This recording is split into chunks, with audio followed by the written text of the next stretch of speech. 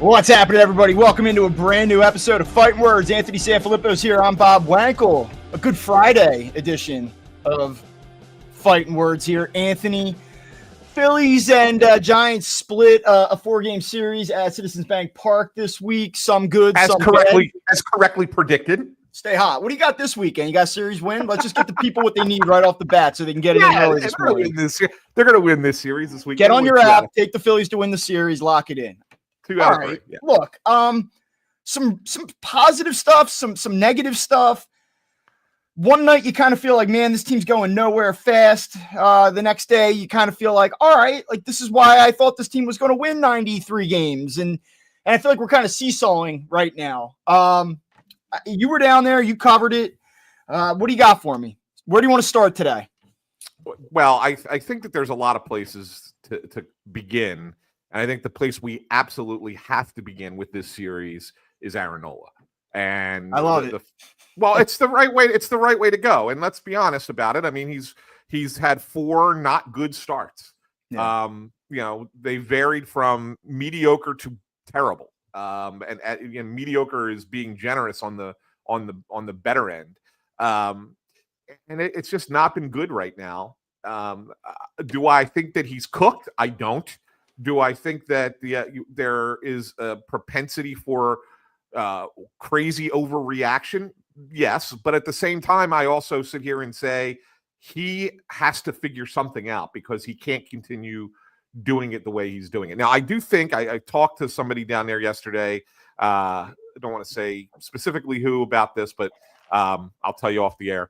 But kind of get a sense for where he's at in his thinking and what he's been trying to do. And it makes some sense, and I'll explain what it is.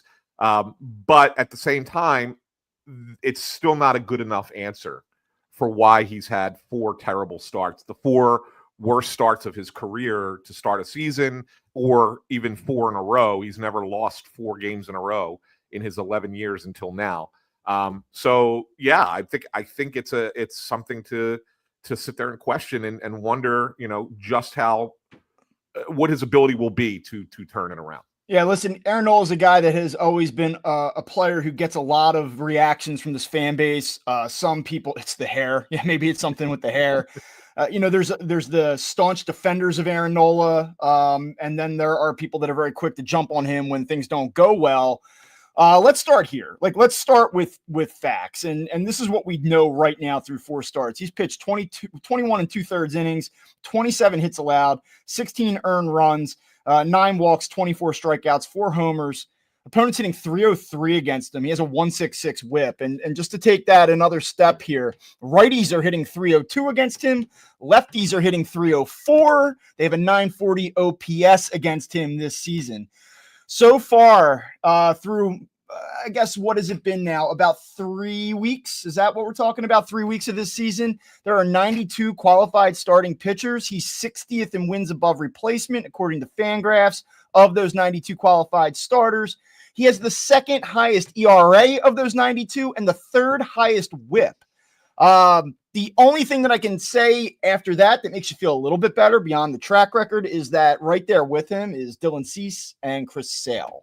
So it's like there are some other high-profile guys that you felt good about this season struggling to start the year, but it's pretty bad, and it's pretty bad relative to the rest of the league as well.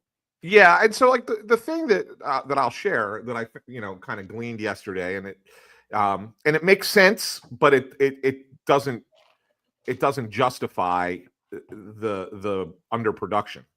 Is Nola has always been a guy who didn't really care about giving up solo home runs. Like we've talked about that in the past, right? Yeah. He'll deal with the solo home runs because he doesn't put a lot of guys on base. So every once in a while, if he makes a mistake and it ends up being a home run, okay, you hate the fact that he gave up a home run, but at least it's just a solo. It's not something that's crushing you. You're giving up 3-4 runs at a time. It's not so bad. To start the season, he gave up 4 home runs in his first 2 starts, and 3 of those 4 home runs were 2 or 3 run homers. And they were more damaging than the usual when he gives up a solo. And so what you saw in the third and fourth starts were efforts by him to be more precise. And he knew his velocity is low. It usually is low to start a season. It's the same this year as it was last year. It's actually on the nose through 4 starts, 91.4 miles per hour, this 4-seam fastball. So it's the same as it was last year this time. Right. It's no different. And yes, it does get up as the weather gets warmer. That's who Aaron Nola is. But I think the fact that he was giving up a couple of hits and then give up those home runs, he got too fine. And so then he started being a little bit nitpicky about trying to hit spots, started walking guys, which is also not an Aaron Nola type thing. And he has 8 walks in his last 2 starts. And you start walking guys, I don't care how good a pitcher you are, those runs find a way of getting home. And when you walk 4 guys in 5 innings, at least a couple of them are going to score. And he didn't give up a home run in these last 2 starts, right? I mean, so okay, he fixed that part, but by overcorrecting it. And so now he needs to find that middle ground and say, hey, listen, I can still attack the zone. And if I make a mistake, if nobody's on base, oh, well, so be it. And when there's runners on, then that's when I have to start getting a little bit cute, right? But he's kind of gone the other way, and he's gotten a little bit cute when nobody's on and putting himself in trouble. And so that's where he's got to fix it. So you can kind of understand his process and see where he's going, but it's not right. It's still not there. Yeah, and it's going to be tough. I mean, if you walk a handful of batters per start and you're throwing 91 miles an hour and opponents are hitting 300 against you, it's going to lead to trouble. I mean, this isn't all that hard to figure out. And he has his moments. Like, if you look at his last start against the Giants, the first inning is an absolute disaster. To his credit, this is almost like a page out of the Taiwan Walker playbook in 23. To his credit, after a terrible first inning, he settles down and gets them into the middle innings. But then they pull the game even, and then the problems start again. And so just forget the big picture and the numbers for a second. Just the context and the game flow the other night was particularly frustrating because it was like, come on, like, give me another inning. Give me one more clean inning. Let's get into the back end of these bullpens and like, let's see what happens. And it's just not there right now. The thing that is frustrating, I still think, and that I have been critical of him over time, I still think at the end of the year, the numbers will look pretty good. I think you'll say he is an above average major league pitcher. I do think the numbers are going to take a step back. I told you when we were making our preseason predictions, I thought he was going to have the 4th best numbers of any of these starters. And right now that is tracking. I think he is going to take a step back. I do think we're going to see a subtle regression. I don't think he's going to fall off the cliff or anything, but I do think that we're going to see a little bit of a step back from last season. And maybe he really is more of the guy that we saw in large doses in 2023, like where he's not terrible, but he's just not this guy that you're like, well, he's got the ball tonight and, lights out. I will say this, it would be nice to get through a year with him where we're not saying, are you concerned about Aaron Nola? Like, it's just every year for a month or 2 months out of the season, we have this conversation about, are you concerned about Aaron Nola? And for $25 million a year long-term contract, like, I don't want to do this for the next half decade with this guy. It would just be nice for him to come out and slam the door shut and we all feel great about it. And just, unfortunately, it's not where we're at right now. No, but here's the one thing that is different this year than previous years. When you were concerned about Aaron Nola in the past, they didn't have the depth that they have now in the rotation. No, true. So you couldn't afford Aaron Nola to go sideways in the past. Yeah. With Cristopher Sanchez pitching the way he's pitching, and we're going to talk about that game yesterday because that changeup was phenomenal. It was sick yesterday, how good that changeup was. And Luzardo pitching as well as he is.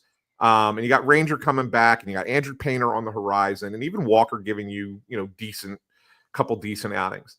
Like, you can afford the time right now for Aaron Nola to figure it out. Whereas in the past, it had to be figured out the next start. Whereas now, if it takes a couple of starts, it's not the end of the world because the rotation is good enough. So that's the one difference with the Phillies this year than in the past, is that it's not as crucial for Aaron Nola to get it right his next start. It would be great if he did, but it's not as crucial because of you got a guy pitching right behind him who has been a stone cold killer and kind of picks up for a bad outing. You have Taiwan Walker in this rotation right now, who overall is still giving you, despite the blow up the other night, still giving you more than you would have expected coming in. Aaron Nola is struggling.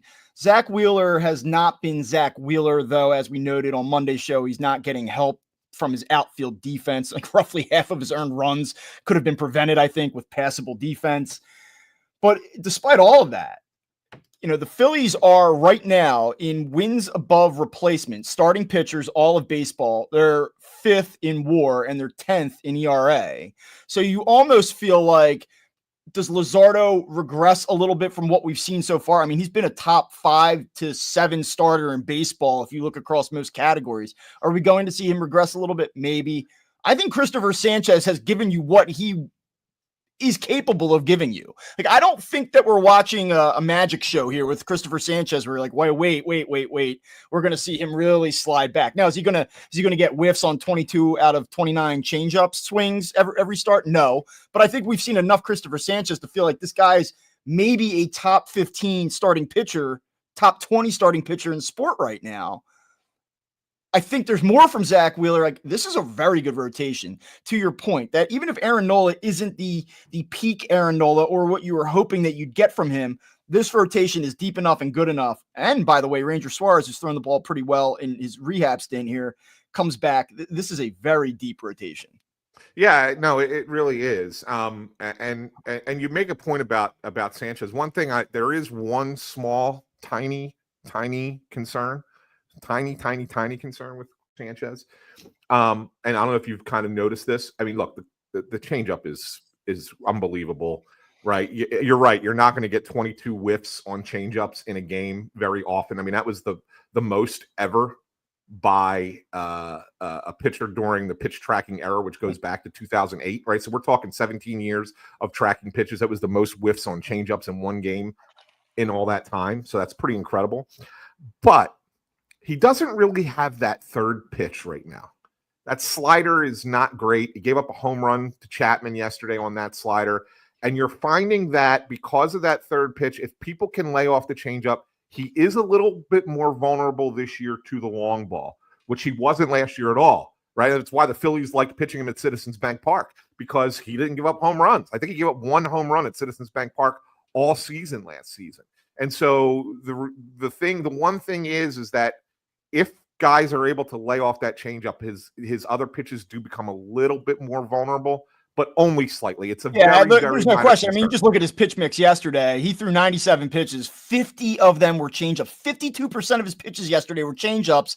He threw 35 sinkers, which comes in at 36%, and then he threw the slider 12 times. I mean, so you're right. It's clearly a 2-pitch mix primarily right now. Let's talk a little bit about what this looked like yesterday, though, because the Giants have swung the bat pretty well. This has been a very good offensive team so far.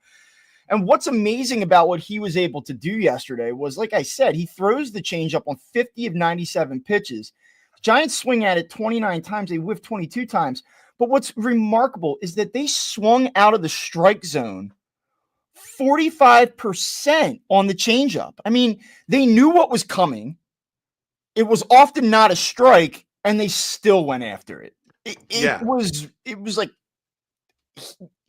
you know how like sometimes pitchers get on the mound and they go, here comes 100. If you can get a piece of it, you can name it. And they just come right at you.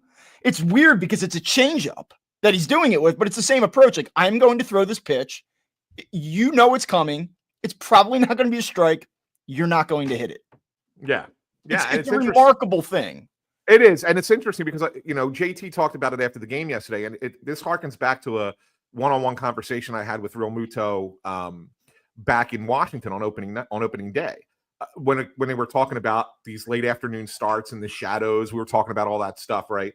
And Real Muto says, "Yeah, it's difficult to hit." He says, "But as a catcher, you and the pitcher see that, and you try and take advantage of it, and you try and find the time frame that you're going to have those shadows occurring." And, beat a dead horse. He said, with Wheeler, we just try to throw more pitches in a faster amount of time. Like, we're speeding up the game. With Sanchez, it was, let's just go to the changeup because the bottom drops out of it if you're locating it right. And these guys think it looks like a sinker, and then they're out there flailing at it. So really, really good work by JT, in all honesty, yesterday, calling more changeups because that wasn't the game plan going in. And he recognized early that the Giants hitters weren't able to see it because of the shadows and said, all right, well, we're just going to keep throwing it then. And they did, and it continued to work. Well, one of the other things that helps here too, and it kind of ties back into the Aaron Nola conversation to an extent, Cristopher Sanchez also averaged 96.3 on his sinker yesterday. He topped out at 98. And in that last inning, you had Luis Matos up 97.6. It was the second hardest pitch he had thrown all day, and it was his 94th pitch of the game. I mean, so you're getting almost 10 miles an hour separation on these pitches right now. And to have that plus pitch and be able to come at a hitter with 97, that's a tough assignment on a weird arm angle, no less. And I think that's part of what you're seeing with Aaron Nola. You go, okay, well, Aaron Nola is not going to throw 96. We know that. But the difference between 90 and 91 with your sinker and fastball versus 92, 93, like the separation off speed stuff, the gap is shrinking. And so you have to be more fine. And I think that plays into what you're talking about, which is I don't want to get beat on the long ball. I have to be a little bit more methodical, a little bit more meticulous with my approach. There is just so little margin for error right now in Aaron Nola's game. And I think that's what you're seeing play out. Whereas then you watch Cristopher Sanchez a couple days later and you're like, wow, like look at the gap. And he does have a little bit more margin for error because of that. Yes, exactly right. You're exactly right on that, on describing that. So, I put it up earlier, but Kevin had this crazy idea. He says, put Nola in the back end of the bullpen. I don't think they'll ever do that because he doesn't throw hard enough. And they like somebody at the back of the bullpen that throws hard, right? So I don't think that's really a thing. But no, I think you're spot on with the analysis for Nola. I think you're going to see a change. I have a feeling he's going to have a good outing against the Mets. I really do. He always pitches well against the Mets, especially in New York. I have a feeling that you're going to see more like what you're used to seeing out of Nola in his next start.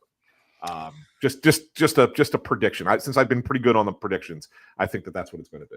What do you think you get out of Zach Wheeler tonight? You get back to vintage Wheeler, or do you think he's fighting it a little bit right now? I know we touched on this earlier in the week. The last couple times out, he hasn't been great. He has not been helped. I've made that point a couple times.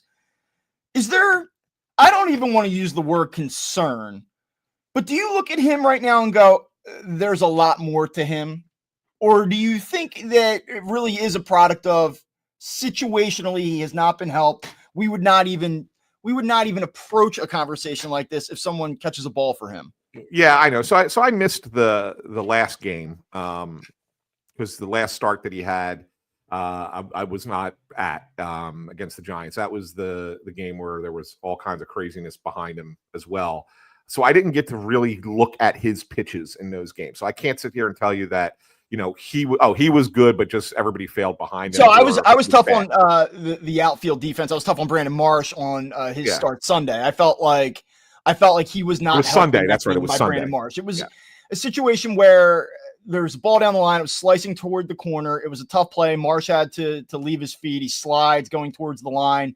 He has the ball about waist high as he's trying to backhand it, going left to right.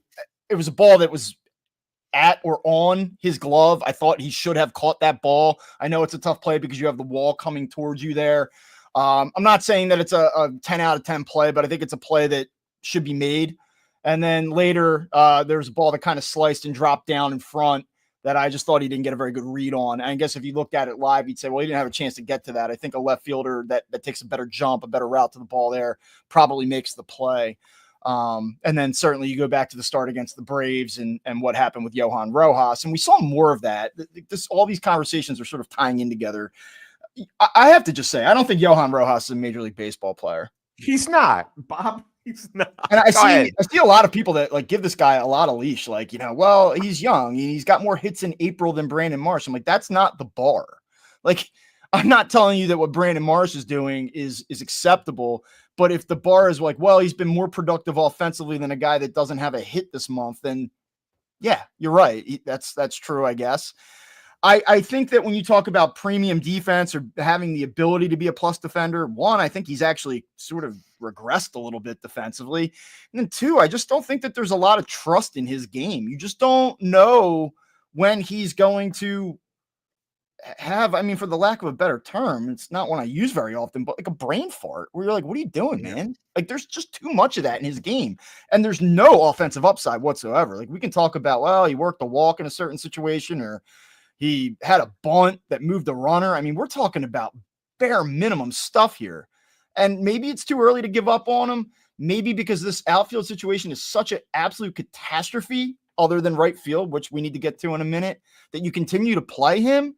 But I don't see it. I just do not see it. Yeah. And it's a problem.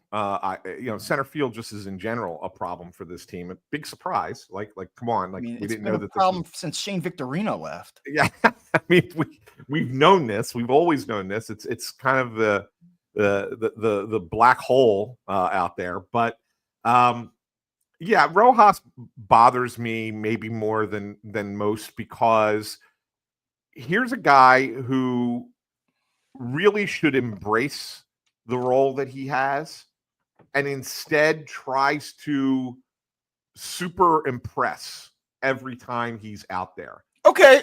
Okay. That I think I'll use that as a positive, though. Is that maybe what we're looking at here? A guy that sees that it's open for him, and rather than just playing to his strengths, he's trying to do too much, trying to do more because he wants to get that spot. He wants to be a starter. He wants more action.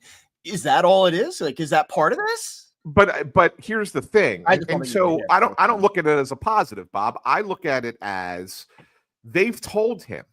And I think when I listen to Rob talk about him, I mean, Rob will never say anything negative about any of his players, but there is a certain tone to his voice that almost is a sense of like a exasperated parent who's told their kid over and over repeatedly the same thing, and the kid then makes the same mistake repeatedly over and over again, and you sit there and like, did I not just tell you this? Yeah. Right? Like, and so you kind of get the sense that that's the thing with him, that the message is just not getting through. And it's like, accept the fact that right now you are not the starting outfielder. And when you get your chances, if you play to your strengths, you will be a better player. And then if that happens with consistency, then guess what? Then maybe you can be that guy. But until you do that, you're not going to be that guy. And so what ends up happening is he gets into these spots and he makes these mistakes that are repeat mistakes. And it's like, we've been through this with you, Johan. Like, we've been through this. You have the ability. Just do it the right way and you'll be fine. Don't try and show us something that you don't have. And so don't swing out of your shoes when you have second and third and nobody out and we need to get a run and you're trying to hit a home run. Just put the damn ball in play. Don't overthrow your cutoff man, the backup cutoff man, the catcher, the pitcher, cause a collision and allow a run to score. That happened in the Nola start, right? I mean, that was a run that gets charged to Nola. Yeah. That was really on Rojas, right? And it's the only one that's not on Nola, but the reality of it is that happens. He takes crazy routes to ball sometimes. He tries to make a catch more flashy than it has to be. Like, just play. You don't need to impress anybody. Just play. Well, here's a fun stat for you. Do you know what Zach Wheeler hit in 2021? Like, do you know just any idea what Zach Wheeler hit in 2021? His batting average? Yeah. Last time he swung a bat full season. 147. Yeah, 162. He's a career 153 hitter, right?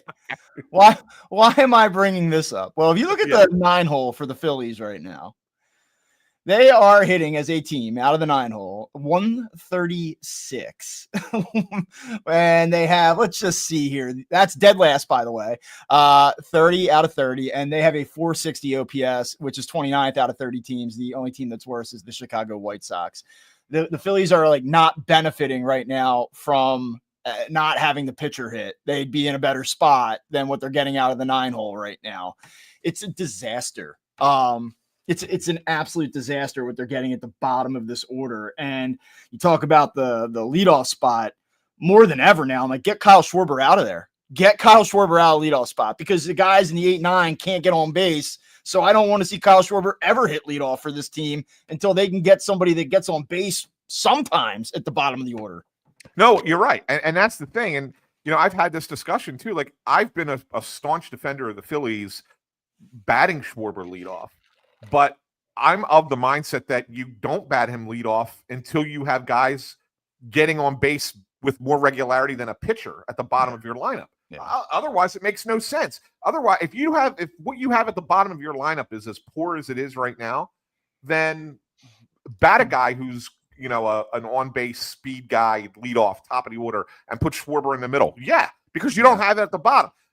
When you had production at the bottom of your lineup, which in the past the Phillies have had, and when I mean production, it doesn't have. I'm not sitting here telling you it's somebody hitting 280 or somebody getting on base 350% or 35% of the time. It's just better than better than the average 9 hole or better than the average 8 hole. Then yeah, Kyle Schwarber leadoff makes total sense. But if they're not getting on base, then no, it's great, and you got to protect Harper. And Schwarber's the best guy. Schwarber's the best guy to do a lot of things on this team right now. And right now, he's the best guy to protect Bryce Harper. Since they moved him right behind Harper, Harper's getting a lot more either pitches to hit or they're walking him. And so it's improved Harper's game in the last few outings. For sure. Since Schwarber's gone into the 4 spot. And that's real, by the way. Zoom out, look at other teams. Look at what Juan Soto's talking about right now, which, by the way, like, he's got protection. Pete Alonso's nice hitter. Right. But I don't have Aaron Judge behind me anymore. Well, these guys, you see it. Like, we talked about this last October. I'm not pitching to Bryce. I'm going to get him over anxious. I'm going to try to get him out. Like, I'm going to try to make him get himself out. Because at some point, as disciplined as Bryce is, you just do not have to give in to him whatsoever if Schwarber's not behind him. And unfortunately for the Phillies, he's the only answer. He's the only answer that they have to that right now. Castellanos has done a great job for them. I just don't think that that's the ideal way to go about it. So all of that said, let's get to the housekeeping on the injury front here. What's going on? What's the level of concern about this team? Doesn't have outfield depth to begin with. Some of these guys are getting a little banged up now. What are we looking at here? And what's it going to mean both short and long term? I think that the Phillies are breathing a little bit of a sigh of relief today because yesterday there was a risk of it getting really bad for them in the outfield. Both Brandon Marsh and Nick Castellanos are a little bit banged up. Marsh more so than Castellanos. Marsh suffered a knee injury on Wednesday night on that base hit by Wilmer Flores. It took a weird hop on the Citizens Bank Park turf in the outfield. And Marsh kind of like planted his right leg to try and cut back to get the ball. And he kind of like hyperextended that knee a little bit. Yeah. As a result, he was out of the lineup yesterday, went to the doctor. They checked that. They looked at it. They're calling it a mild sprain. He's considered day to day, but Rob said last night, probably not an IL stint. Okay. So, but we've seen that before. We've seen the probably not an IL stint that turns into an IL stint, right? But you're probably not going to see Brandon Marsh in the lineup tonight. Probably not tomorrow. Maybe through the weekend. We'll see. Maybe that's a good thing because they were anticipating sitting him down for 3 days anyway, and then they didn't do that. And I wanted to talk about that. And maybe let's get through the Castellanos thing first. But yeah, so Castellanos, he grounded into a double play yesterday, and as he was running down the line, he felt something in his left hip. They called it a left hip flexor tightness. He went out to play defense the next inning, and he said it tightened up on him even more. So they pulled him from the game, immediately went into treatment. When they went into treatment, they kind of knocked it right out. He said he felt fine afterwards. He felt totally normal. And the expectation is he'll be available tonight to play. So good news for the Phillies on that front. Otherwise, I don't know if either one of them or two of them were hurt and had to go on an IL. Who's playing the outfield? Like, they don't have outfield. Well, yeah. I mean, it is a matter of bodies, but I don't know that the Phillies would be in terrible trouble if Brandon Marsh is 0 for 29 in April were to miss a couple of weeks. I think they could probably withstand trying to replace that level of production. But yeah, I mean, Castellanos going down would be an absolute disaster. what are they going to do about this outfield situation? I don't want to relitigate for the 5th time in 5 shows Brandon Marsh's struggles at length, but he's down to 0.95 now. He still does not have a hit in April. What are they going to do here? Like, this is so bad. It's so bad that I just don't even, at least Bohm, like we talked about, there's a little bit more of a track record. He's showing some signs of life, especially after his triple yesterday. I can't believe somebody actually was fighting. We'll get to it. I saw you bitching about it online. Holy hell. I have a take, but like, what's going to happen here? I guess the way I want to talk about Marsh is, at some point, obviously, they're going to have to make a move, even though they have no real options. And were you surprised that they basically said, like, let's give Brandon a reset here. We're going to sit him down for 3 days, let him figure it out. And then a day later, Johan Rojas is so egregiously awful that he's back in the lineup, and Rob comes out and says, well, he was in the cage with Kevin Long, and it looks so good, and he's ready to go, and here we are. Like, I mean, this is very un-Phillies-like. They are doing things this year, and I don't know if it's because of a greater pressure or they are being more aggressive or it's just circumstantial, but it feels like the Phillies are not letting status quo from a lineup construction and playing time standpoint roll the same way that they have in the past. It seems like they're a little bit more aggressive in tweaking things, not just in the order, but getting guys in and out of this lineup. I thought it was very un-Phillies-like what we saw this week with Brandon Marsh. Yeah, I agree with you, Bob. I'm a little perplexed because you kind of get a sense of how a team operates, and you can predict certain things. This week was highly unpredictable as far as how that they handled this whole center field situation. And where do they go from here? I don't really know. I mean, if I had to guess, my guess is that they continue, assuming Marsh can get back within a couple days, they're going to continue this kind of fluctuating it between him and Rojas. And I know that drives fans crazy, and I get it, but so I agree. I think that's what they're going to do. My question to you would be, how long can you do that? Well, I think there's 2 different answers to it. The first answer is, does Justin Crawford play well enough at AAA to warrant a call-up? So far, it's not. I don't think yet. He has. I mean, I'm kind of tired. Look, I'm sort of tired of reading about Justin Crawford as the solution here. I'm not saying anything against him or what he might be in time, but like right now, no. Yeah, no. Right now, it's a no. And that's fine because he's 21 years old. He needs to play down there and kind of figure it out and learn. And that's good for him. That's developing a player. It's okay. Bringing him up to the majors would be a mistake until he's ready to come up. So, but if he figures it out and over the course of the next 6 weeks, you sit there and go, okay, Justin Crawford's ready, then that's your answer. Then that's the midseason call up and solve center field. If not, if Justin Crawford's not ready, then you're probably looking at making a move. And then you got to look around the league and say, where are there center fielders that are going to be available? I know everyone's going to want to jump on the Luis Robert train, although he hasn't had a great start for the White Sox this year. So maybe his value comes back down again. I know Chicago wanted, a left arm and a right leg for him earlier. Yeah. Maybe that starts to diminish if he continues to struggle there. But there's going to be other players too that are probably going to become available. You're not even thinking of right now because you don't think teams are going to move on from them. And then they look at it and go, okay, well, this is not our year. Maybe we make this change. And then, that guy becomes available. So they'll have to make a trade and they'll have to give up something for it. And it makes you wonder, and you say, did we have to abandon, and this is where you question Dave, did we have to avoid getting this player in the offseason and then put ourselves in a spot where we have to trade assets in season to fill this spot when we could have filled it previously? And do they feel like in doing this that Crawford was the insurance policy, and that even if it's bad, if it's so bad that we can get him up here by June, July, we are confident that was his timetable, and that, we like Johan Rojas to an extent enough to carry him again. We like Brandon Marsh enough that we think he can at least hit right-handed pitching. And if things aren't what we expect it to be, then we have Crawford waiting in the wings, and that'll be enough. And then if we have to make a move beyond that, then so be it. Like, we're going to, though that is not what we want to do or have to do, if we have to do it, then we can address it then. I mean, I guess that was the plan, right? Yeah, that seems to me would be what they were planning. Now, there is some interesting stuff that happened down in Lehigh Valley. You know, I'm not Mr. Minor Leagues or anything like that, but two things last night.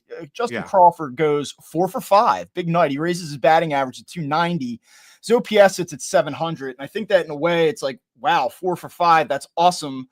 But I also think that in the same breath, it sort of shows you the Justin Crawford situation right now. He's hitting 290 with a 700 OPS. That's not particularly notable, especially against AAA pitching. When you're talking about top 3 organizational prospect to come up and fill a spot in an everyday capacity for a team that's trying to win a World Series, it doesn't really quite add up. And he had 4 singles last night. He's not really a gap guy right now. He's not driving the ball with a ton of authority.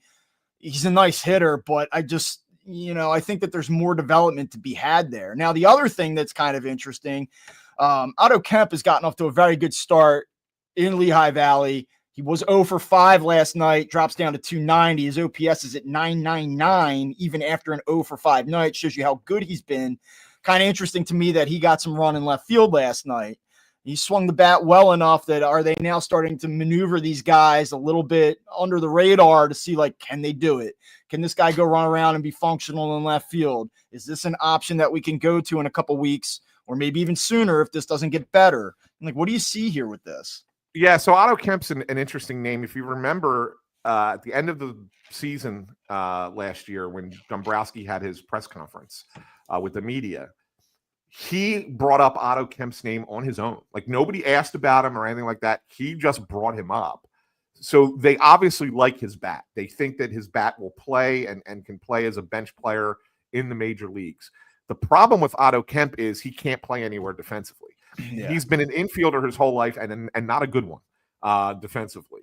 And so now they're trying to say, can we hold our nose and put him in left field and have him play against Reese Hoskins flashback? Right. I mean, I guess that's what they're trying to figure out. And yeah, I think that that's an interesting thing. I mean, can they potentially do that? I think so. I think that that's a possibility. But they're going to give it a run and see. But they do think his bat plays at this level as a right-handed bench bat. And Chris is asking, and this is an interesting question, how's Rincones, Gabriel Rincones Jr.? The problem with Gabriel Rincones is he can only play right or left field. Yeah. And he's left-handed. Yeah. So that's the problem. If he could play center, then it would be a different conversation. But the fact that he can't play center just kind of keeps him buried, in all honesty. I mean, the only way Rincones, I think, gets a chance up here is if Max Kepler really, really shits the bed, in all honesty. That's really what we're looking at. Otherwise, I mean, Otto Kemp has had a really nice start here, and he had a good season last year across 4 different affiliates in 24. His OPS was north of 880. I mean, 390 on base percentage, like I said, 999 OPS. He is right-handed. He's only 25 years old. This is so bad that I'm almost at the point where I'm like, I don't know if he can catch a fly ball if it is hit directly at him. Okay, like let's do it. Kyle Schwarber running around out there, for God's sake. Like, it'll be all right. Yeah, even Sosa out there, right? Yeah. So, right, exactly. So, exactly. Right. Hey, we got a comment from a new commenter. I just want to pop this up, just a brief thing to talk about as it kind of relates to the Phillies, and we're talking about their lineup and the way they hit. SB Jump says, you guys should compile the Phillies stats with runners in scoring position over the last 3 seasons. I feel like we're always talking about stretches where they're like 3 for 40. And we do talk about those stretches, but we absolutely do. And they're in one of them right now. They've not been very good with runners in scoring position to start the season. But if you do compile them over the last 3 years, I guarantee you'll find that you'll be surprised that they're better than you think. Well, overall, what I can tell you right now, through whatever it has been, 19 games, is that right? The Phillies have left the 6th most runners in scoring position per game so far, and they are hitting 206 with runners in scoring position right now, which is obviously not good on either front. They have really struggled situationally, really struggled. And even yesterday, a positive. I actually tweeted this out earlier. They were 22nd in baseball in first inning scoring entering this Giants series. And then they had a 3 spot, a 2 spot, and then the 5 spot. So you scored 10 first inning runs against the Giants this week. That vaulted them up to top 5 in scoring in the first inning. But even yesterday, you get the early runs. Some of them were gifted, and then you just nothing. I think they had 1 base runner between the 2nd and 6th inning yesterday. They had one hit between the 2nd inning and the 8th inning yesterday. And they get the 1 late, and that was big. Gave them a little extra breathing room. I think, how that I'm a big game flow guy. And, like the early runs followed by 6-7 innings of nothing, I just feel like that always leads to a loss. I almost felt like if they don't get 1 more, they're gonna lose this game. Well, when Chapman hit the home run, I was like, they're in trouble. Yeah. When he cut it to 5-3, I'm sitting there because I was the AP writer yesterday, and I'm like, damn, I gotta wait for this now. I can't pre-write this story. I gotta wait because they're gonna lose. They're gonna blow this game. Didn't work. Turned out that they didn't, but nevertheless, you're right. I was getting the same feeling as you with game flow for sure. Were you impressed with the Giants? Well, you know me. Like they were my surprise team in the National League. When you asked me beginning of the season, who was my surprise team, and I said the Giants. But I was surprised. I said they were a surprise team because I like their pitching. I really like their bullpen. I think their bullpen is maybe the best in the game. I think it's really, really good. But I do like their mostly their starting pitching too. Although a couple guys didn't look great against the Phillies. Their lineup is just meh. There's not a lot. Like Junhoo Lee has gotten off to a great start. He's a guy that I like. I don't think he's going to have. He's shown some power so early in the season. I'm not sure that that's there for a full year, but I do think he's a high average, productive hitter. Beyond that, I think they got a. I think I like Adames. I mean, he's gone off to a slow start. I think he's a nice player. And beyond that, they got a couple of other guys who are okay. Like I like Crawford. Chapman. I almost said Crawford. Matt Chapman. I think he's a good player. Yastrzemski can hit righties. He really can't play against lefties. They have some veteran bats, but there's nothing there that you go, oh, this is a dangerous lineup. So the fact that they scored as much as they did against the Phillies made me think of there's some concern here because their team batting average coming into this series was worse than the Phillies. It was like 210, 211. Yeah. Their OPS was a little higher. They drive the ball. Yeah. But I look at it and go, you can't have a team batting average under 220 and expect to be a good team. So I don't know. I want to do a little like whip around thing here. One more thing on the Phillies directly. Yeah. They are on a 94 win pace right now at 11-8. I know it doesn't feel like the Phillies are on a 94 win pace, but that is the math. I tweeted out on Wednesday night, which I thought was an absolutely dreadful game in like a lot of different ways. They really just didn't do anything well. And it got a lot of traction because I know that people are frustrated, and I felt like the amount of volume that the tweet got. I mean, it had like 1,100 likes. I saw it. They have zero life right now. They don't play with energy or enthusiasm. Everything looks like a total slog. Like they're in the middle of the grind, 18 games in. And then, pile on lots of highly paid guys not getting it done, lots of fringe guys struggling to find footing. I don't think that last part is unfair. I feel like when I am watching other teams right now, especially the Padres, I have watched more. Maybe it's because my kids aren't infants in this moment. So I've gotten back to watching more baseball around the league, and I'm watching a lot of good teams right now. And I feel like they're having a lot of fun. I don't think the Mets are having fun, by the way. No, I don't like their vibe, but they are playing well. The Phillies just don't look like they have a lot of energy. Is it just because I'm watching the same players again? Is it because I'm being unfair? Like, I just don't see this team. I don't go like, damn, these guys are electric. Like, I don't get that at all from them. You mean there's no vibes, Bob? There are no vibes. They're missing Stubby. They are not a vibes team anymore. They're missing Stubbs. Nobody likes vibes. Everybody's done with vibes. Well, that's good because the Phillies aren't a vibes team anymore. Yeah, but I agree with you. There's definitely a feeling in that clubhouse that's different. And I don't know if it's the biometric lighting that they've added in there.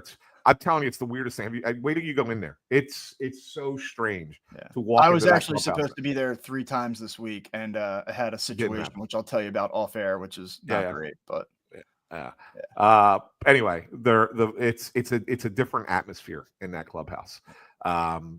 It just doesn't feel the same. And maybe there are guys.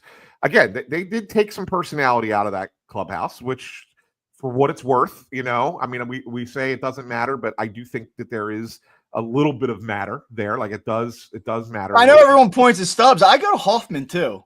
Yeah. When we talked I wasn't just talking about Stubbs. I was actually surprised when we got a chance to sit down with him last year, how reserved he was.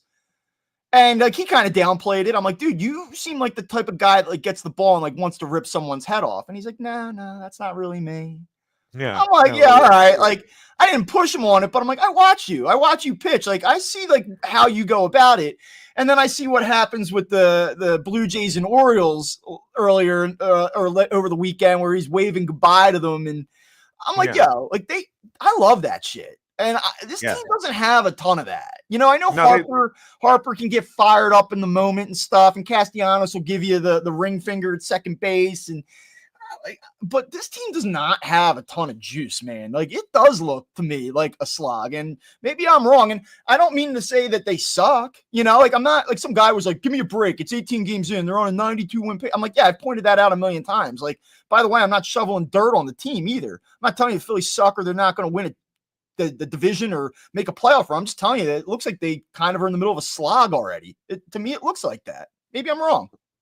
Yeah, no, you're not wrong, and I get you get the feeling in that clubhouse. I think there's a lot of pressure that on Bowman, Marsh. They and even Stott to a smaller extent. I think that those guys, they used to be the fun guys, right? And now they're the fun police in a lot of ways. Isn't there a way to massage that? Because one of the things that I read a lot earlier this year was I don't want to see the hijinks after the game and the dump in the water, and that's all bullshit. These guys need to grow up. You can do that stuff and still grow up. I don't ever want to hear the phrase daycare ever again. I have a physical reaction when I hear it, but I don't mind guys being themselves and having a good time. And I don't care about that at all. You want to do that stuff and you take your job seriously and you put in the work and you produce, do whatever the hell you want. Yeah, agree. I agree with you 100%. And that's an element that's missing right now. Even after wins, they're still got the fog machine. I'll tell you that. Because that thing is still going on. But when we walking into the clubhouse, after yesterday, after the win, the fog machine went off. We walked in though. There was, how usually the music's blaring and it's real loud and whatever. Nothing. I just wonder what happens if they get rolling. Maybe some of these guys have struggled so much and they're probably worried about their place in the sport, their futures. Yeah. Maybe if these guys get some traction, they start winning some games consistently. I mean, it's been now basically they got off to a 7-2 start. They are 4-6 since. It's not like it's a disastrous 10-game stretch, but they're kind of rotating wins and losses. They haven't been able to stack wins. Maybe that changes things and these guys kind of get back to enjoying it a little bit. But I could see, I remember in the past, even going back to the Girardi and Kapler teams, where you get a game like yesterday where they split a series. They kind of survive the series and they go, all right, there's not a lot of, I don't expect them to come in yesterday, whooping it up. That's kind of all right, we survived. Maybe they get going a little bit, create some momentum. They start enjoying themselves a little bit. They were 11-8 at this point last year. Yeah, the record is the least worrisome thing about anything with the Phillies. The standings are the one thing that I'm okay, no problem with that. Yeah, exactly. It's the within. And they've played some good competition. Colorado aside, these teams are, and that includes the Nationals, these are functional teams they're playing. Yeah. Good transition out, though, now. Let's talk a little bit about the NL East. Do you know which team right now leads the entire sport in ERA? Well, I'm starters and relievers. I'm assuming it's one of the other four. It's the New York Mets.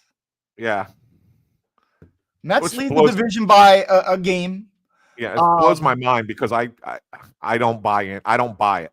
I don't buy the Mets pitchers. I won't buy it. Even if they're leading the sport in this halfway through the season, I'm not buying it. I'm just not. Fourth in wins above replacement, third in strikeouts per 9, which, by the way, the Phillies lead.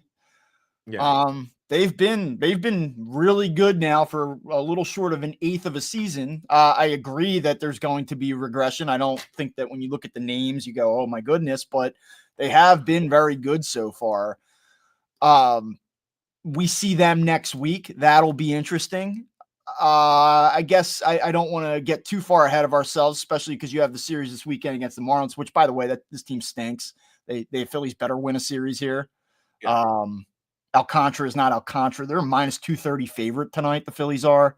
This is a series you better win this series. Well, the Phillies are minus 230 favorite, not because Alcantara is not himself, but rather who in that he's lineup? Not the same guy. Alcantara's not. The same. I know he's not, but who in that lineup is hitting Zach Wheeler? Yeah, they have nobody in that lineup. Yeah. They have like Xavier Edwards, who I like, right, and then.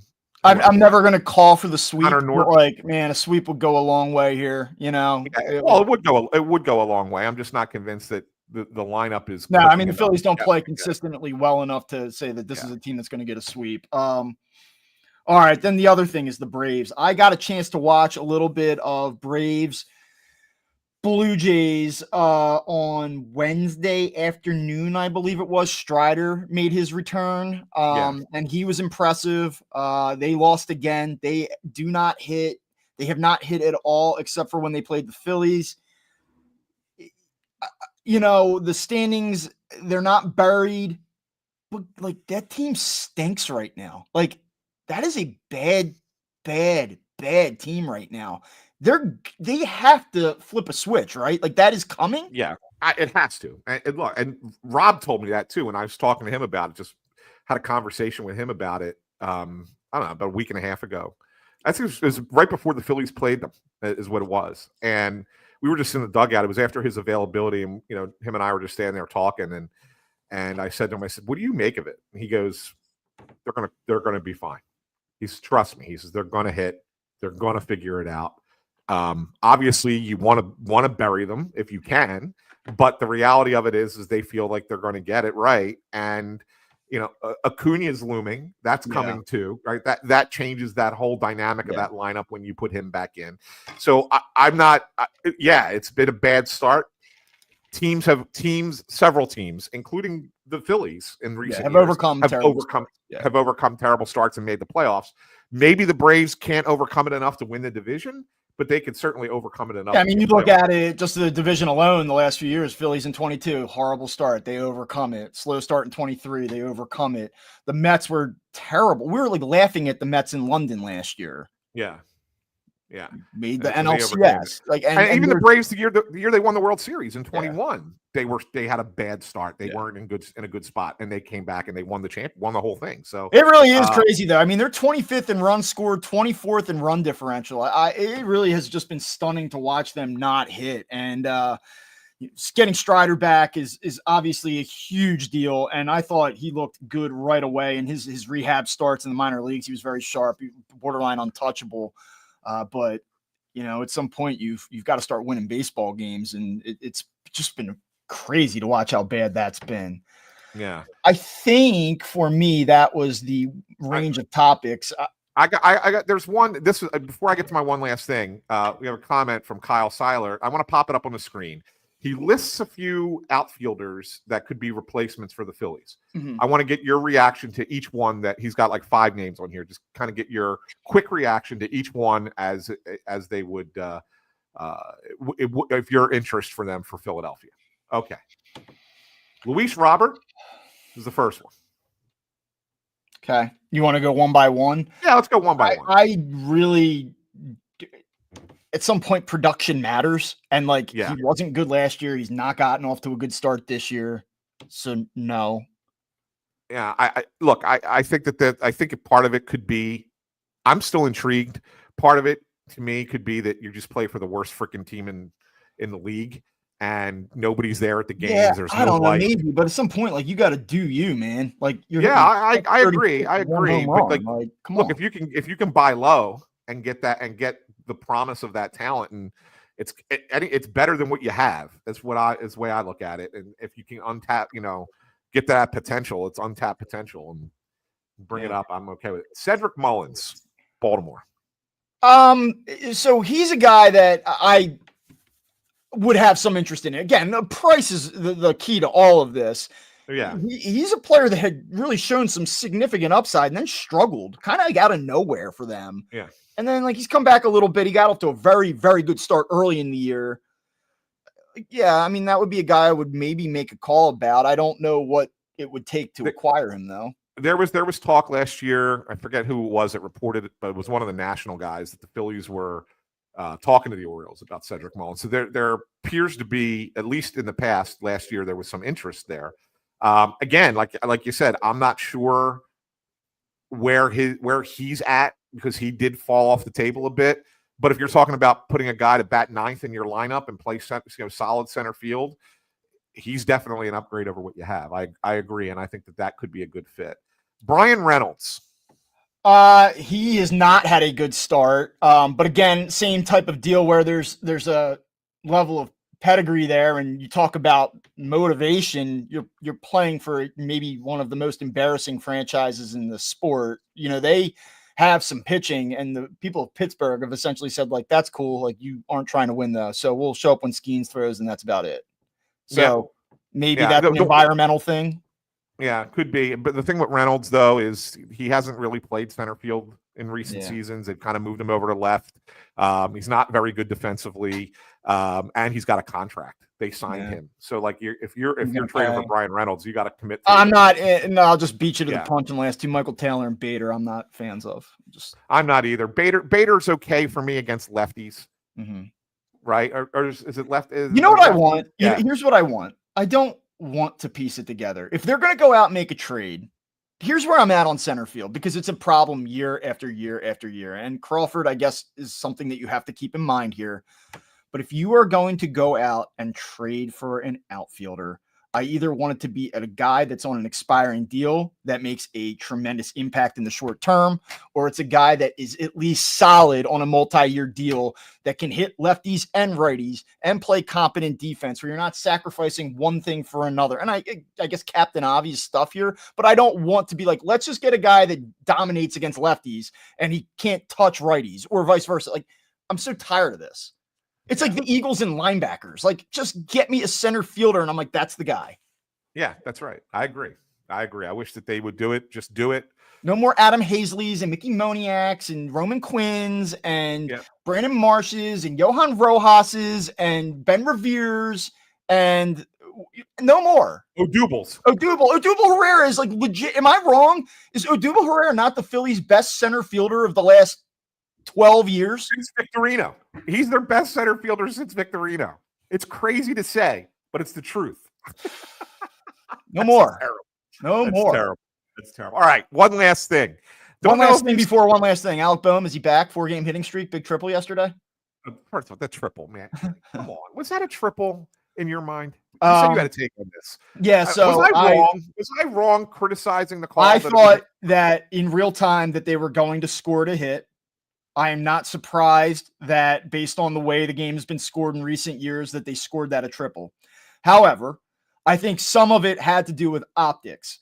And what I mean by that is that the wall is there, and on the second or third stride, he hits the wall. Now, he doesn't catch the ball at any point. So the wall had nothing to do with him dropping the baseball. But I think it was purely an optics thing. And had that play taken place 20 feet more shallow, and the same miscue occurred, I think they would have ruled it an error. And I know that makes no sense, but I think that's exactly what happened. So here's the argument that some people were making. It's not the lunatic who was attacking me on it, but some other people who disagreed with me. So baseball's got this language now that they refer to determine whether a play is a hit or an error if a play does not require ordinary effort. And now I have a problem with that terminology. What is ordinary effort versus extraordinary effort by a center fielder on a fly ball? Like, Luis Matos is running back on the ball. He gets there. He absolutely gets there. He does a little jump, which I think is what costs him. In all honesty, if he doesn't have to jump if he just keeps running and catches stays on the ground. He likely catches the ball. I think he jumped because he wasn't exactly sure where the wall was, and I think that this kind of goes back to what you're saying, that if he makes the catch if he jumps, he thinks he's going to hit the wall. He's bracing himself for it, and then when he doesn't hit the wall and he comes down, it's like, oh shit, and then he dropped the ball. Like, what happened? So I think that's what causes the play. So is that extraordinary effort or is that ordinary effort? I think it's ordinary. I think it's totally ordinary effort. That's what a center fielder is supposed to do. That they're supposed to go back and get that ball. Yeah. I don't know. That ball's in the field of play. He's under it and he's got his glove on it. Yeah, he jumped unnecessarily. And on the way down is when it kind of pops out because he's not at the wall. I think it's ordinary. I think that's ordinary enough in my mind. That's why I think it's an error. Yeah, I agree. Alex Bohm will take it, though. 4-game hitting streak. Yeah, of course he'll take it. Of course he'll take it. He'll take a triple. All right, here's my one last thing. I don't know if you saw it, Bob, last night. Did you see Jazz Chisholm? What happened? Yes, I saw that he was ejected and then went on Twitter and tweeted about the call. In game. Yeah, that's against Major League Baseball policy. Are they going to just fine him for that? Or are they going to? So he doesn't like the call, right? Gets tossed from the game, goes into the locker room, grabs his phone, goes onto his X account, and puts up "not even close" during the game. And then, of course, he deletes it afterwards. But it doesn't matter. Everything that you put out there lives forever. Somebody sees it, finds it, and screenshots it, and you have it. What do you do if you're baseball here? I love it. I love that he did that. It's it's so that's a 2025 thing, man. Like, we're on our phones. What's he? Yeah. He's on his phone. Who cares? It's not like he was in the game at that point. It's not like he went in between innings and was getting his glove and popped on his cell phone real quick. Yeah.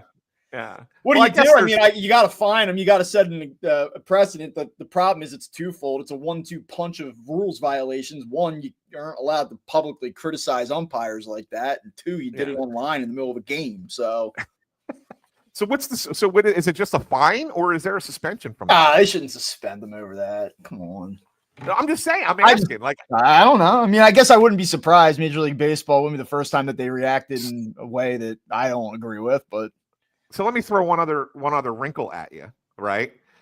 So you're not allowed to have online communication, social media communication, anything like that during a game. And it's not. There's the reasons for this are varying, right? They don't want guys having access to their phones during a game.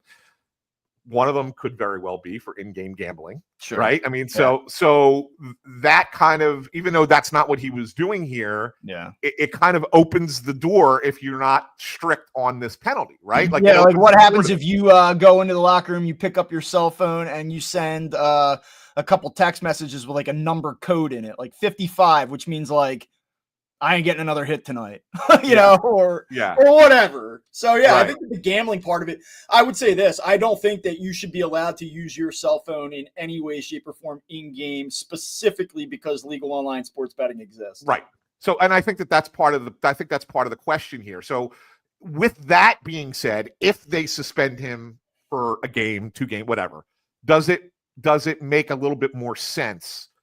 Probably. Not necessarily the emotion of firing off a nasty tweet, but I think that the issue is like, hey, you used your phone in a game more so than the criticism of the umpire. Criticizing the umpire, like, these guys should get criticized. You blow calls, deal with it. The home plate umpire yesterday for the Phillies was Phil Cuzzy. Do you know that him umpiring that game yesterday, he became the oldest umpire in the history of baseball in that game yesterday? How about that? He's 69 years old. He turned 70 this summer. And he became the oldest umpire to umpire a game in there.